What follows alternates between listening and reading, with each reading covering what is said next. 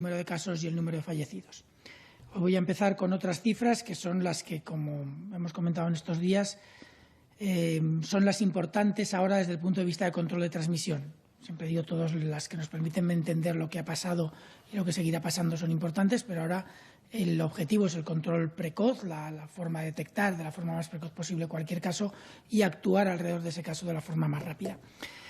En ese sentido, nos interesa mucho el identificar los casos sospechosos para poder hacerles las pruebas diagnósticas. Durante esta última semana se han identificado en España 57.372 casos sospechosos, 32.954 en primaria, en atención primaria, y 24.428 en atención hospitalaria.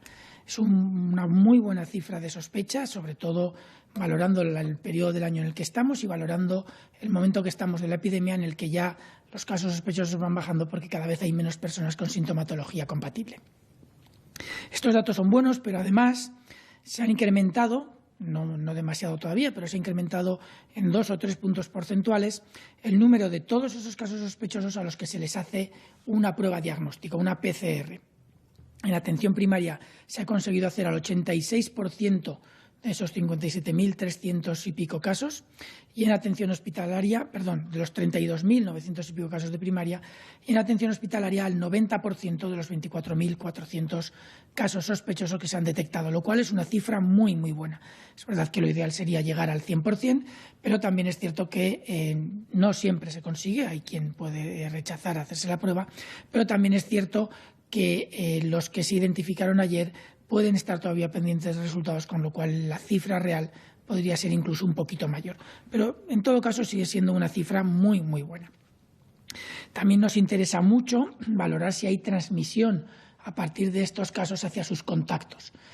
Y lo cierto es que progresivamente vamos viendo que, ya sea por las medidas de prevención que tienen tanto los casos como los contactos, todas las personas, de hecho, que estamos aplicando, como por la posibilidad de que los contactos vengan de otros casos que ya han estado enfermos, solamente un 8% de los contactos estrechos que se han seguido durante esta última semana han desarrollado sintomatología.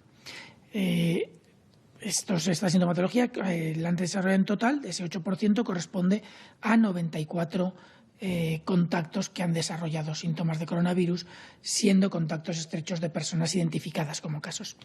Todo esto nos indica que estamos teniendo una muy buena reactividad, una muy buena capacidad de detección, y si lo combinamos con los tiempos entre que se detecta ese caso sospechoso, se le hace la prueba y se tiene el resultado, vemos que esta realidad de precocidad a la hora de detectar y de tomar decisiones es incluso mayor cuando vemos que los tiempos entre cada uno de esos valores se mantienen como veíamos la semana pasada.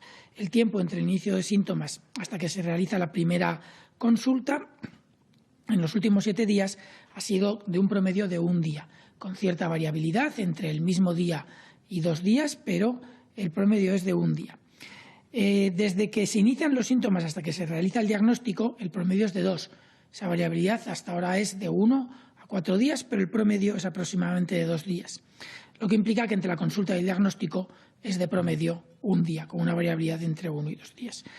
Es decir, hemos conseguido implementar a nivel nacional un sistema de vigilancia que nos permite reaccionar realmente rápido. Todo esto nos ha hecho detectar en los últimos 7 días un total de 249 casos confirmados en los últimos 7 días.